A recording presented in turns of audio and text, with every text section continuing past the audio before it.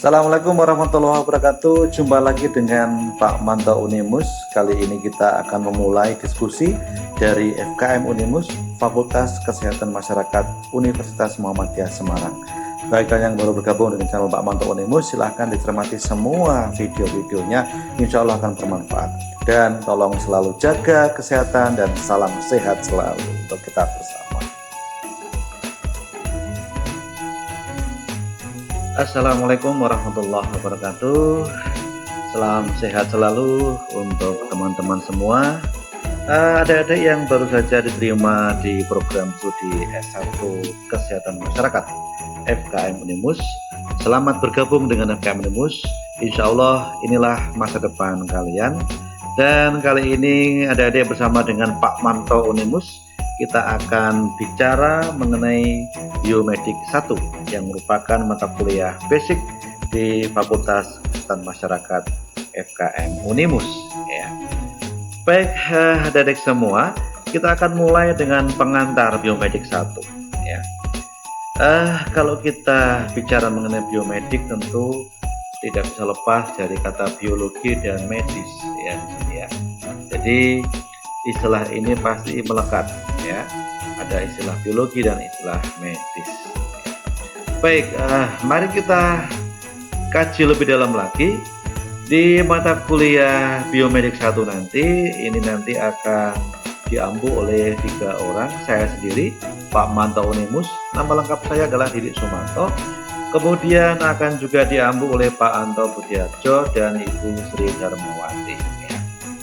Nah, buat adik-adik semua, biar lebih jelas nanti bahwa bentuk perkuliahan kita ini tidak kuliah offline ya. Jadi perkuliahannya perkuliahan PJJ atau pembelajaran jarak jauh dan akan diperkaya dengan video conference ya.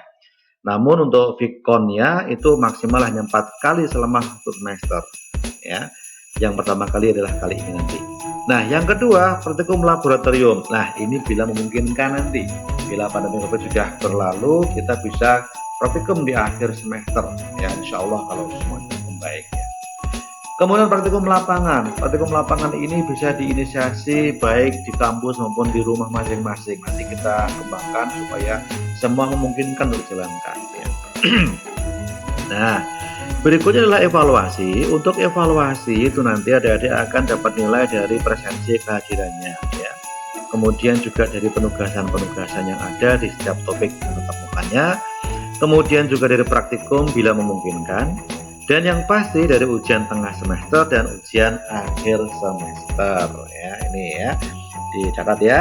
Jadi presensi kehadiran juga merupakan hal yang dinilai nanti ya. Oke, teruskan lagi ya. Kita mulai dengan pengertian sekarang. Biomedik, apa sih biomedik itu? Biomedik jelas adalah ilmu yang menggunakan asas-asas dan pengetahuan dasar ilmu pengetahuan alam.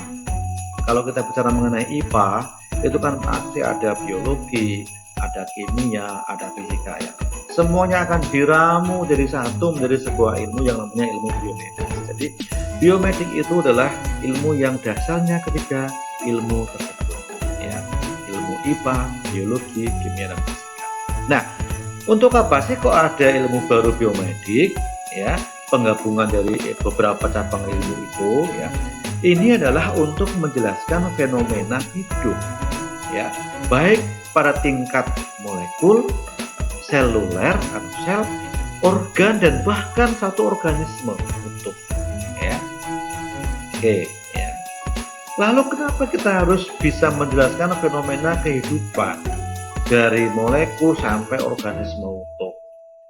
Itu semua dilakukan dalam rangka untuk mengetahui hubungan antara penyakit dan faktor-faktor risiko atau faktor-faktor penyebabnya ya, sehingga kemudian kita bisa mencari mengembangkan bahan-bahan yang tepat, bagaimana cara mencegah penyakit, mengobatinya, bahkan juga memulihkan kerusakan-kerusakan sel tubuh akibat adanya paparan penyakit tersebut. Jadi biomedis ini memang tidak jauh-jauh dari hal medis, dari hal kesehatan ya, tapi ditunjang oleh banyak ilmu yang lain ya. Oke. Nah, di dalam prodi Kesmas di FKM Unimus nanti akan ada 3 mata kuliah biomedik ya. Biomedik 1, biomedik 2, dan biomedik 3 ya. Biomedik 1 itu akan berisi mengenai parasitologi dan mikrobiologi. Kemudian biomedik 2 adalah ada anatomi fisiologi dan patofisiologis serta imunologi. Sedangkan biomedik 3 tentang biokimia. Ya, semuanya ini merupakan satu mata kuliah yang berangkai, berurutan, keberadaannya saling terkait satu dengan yang lainnya. Oke, Dede ya. Nah, sekarang kita agak fokus ke biomedik 1 ya. Biomed 1 ini karena dalamnya ada cabang ilmu parasitologi dan cabang ilmu mikrobiologi, di masing-masing cabang ilmu itu juga ada cabang atau sub cabang ilmu lagi. Ya, di parasitologi nanti akan dibahas tentang helmintologi, yaitu ilmu tentang cacing. Ya. Protozoologi ini ilmu yang belajar tentang protozoa. Sedangkan entomologi ini adalah ilmu yang mempelajari tentang serangga, insekta khususnya. Sedang di mikrobiologi itu nanti akan mempelajari tentang bakteriologi, ilmu yang mengkaji tentang bakteri, mikologi, ilmu yang membahas tentang jamur, dan virologi, ilmu yang membahas tentang virus. Ya. Inilah cakupan dari luasan materi di biomedik 1 yang akan kita bahas selama 1 semester nanti, teman-teman. Oke, kita teruskan ya. Kita masuk ke topik 1 sekarang. Topik 1 kita adalah agent penyebab masalah kesehatan dari kelompok parasit. Nah, ini kita bicara mengenai parasit sekarang ya. Apa sih parasit itu? Kan gitu nanti ya. Oke. Kita harus punya pemahaman dasar dulu bahwa ya, sifat parasitisme itu melekat pada makhluk hidup yang sebagian atau keseluruhan hidupnya membutuhkan keberadaan inang. Jadi kalau ada makhluk hidup yang tidak mampu hidup sendiri, dia membutuhkan inang, maka dia cenderung ke arah bersifat parasitisme. Ini ya. Sedangkan selama menjalani siklus perkembangan di luar inang ya, kalaupun toh ada parasit yang bisa hidup bersama inang dan di luar inang ya, walaupun tidak full selama hidupnya, maka ketika dia berada di luar inang, dia tetap dikategorikan sebagai kelompok parasit hakikatnya ya, karena dia di luar inang itu hanya sementara, yang nanti juga dia sangat membutuhkan kepada inang untuk kelangsungan siklus kehidupan dan perkembangan hidupnya ya. Nah, jadi parasitologi itu adalah ilmu yang mempelajari tentang makhluk hidup yang bersifat parasit, inangnya, dan hubungan antara keduanya. Jadi mempelajari parasitnya sendiri, mempelajari inangnya, dan mempelajari hubungan antara parasit dan inangnya itu sendiri. Itulah parasitologi ya. Oke, teman-teman, kita teruskan kembali ya. Kalau dibuat menjadi lebih detail lagi, parasitologi adalah ilmu yang mempelajari makhluk hidup yang hidup pada individu lain sebagai inang, ya, jadi sebagai inang, baik di dalam maupun di luar tubuh, ya, dari inang tersebut, ya, dengan maksud untuk mengambil makanan sebagian atau seluruhnya dari inang yang ditempati. Ya, jadi dia bisa mengambil makanan sebagian atau seluruhnya. Ya. Nah, ketika dia berada dalam inang itu, dia bisa berada pada inang bersifat sementara atau juga mungkin selamanya, tergantung dari jenis dari makhluk tersebut. Ya, ini pengertian secara lebih detail lagi. Ya. Baik teman-teman, kita teruskan kembali. Ya.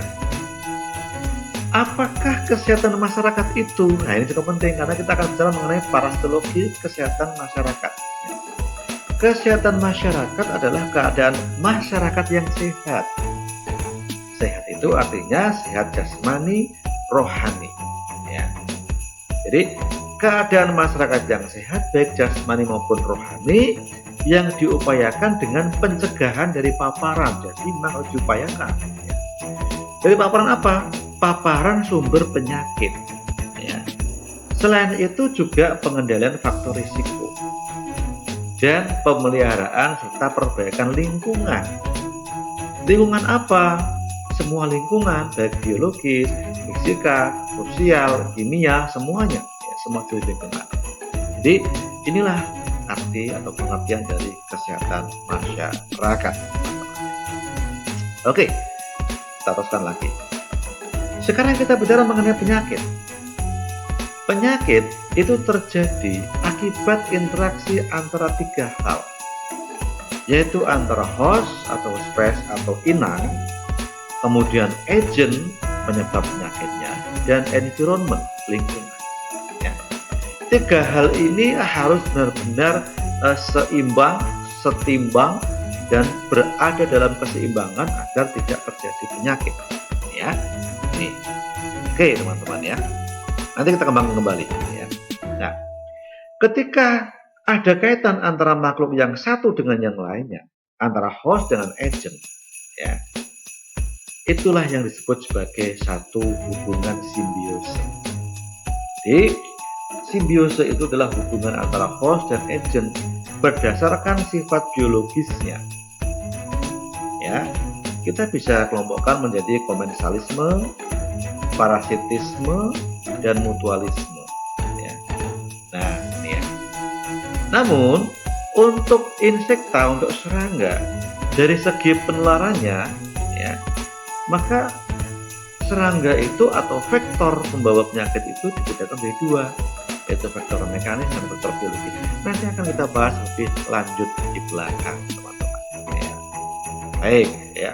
Nah, ini yang lebih penting lagi bahwa setiap kali kita akan bicara mengenai salah satu bidang penyakit parasitologi, ya, maka kita tidak bisa melepaskan ketiga hal ini, yaitu host, agent, dan environment.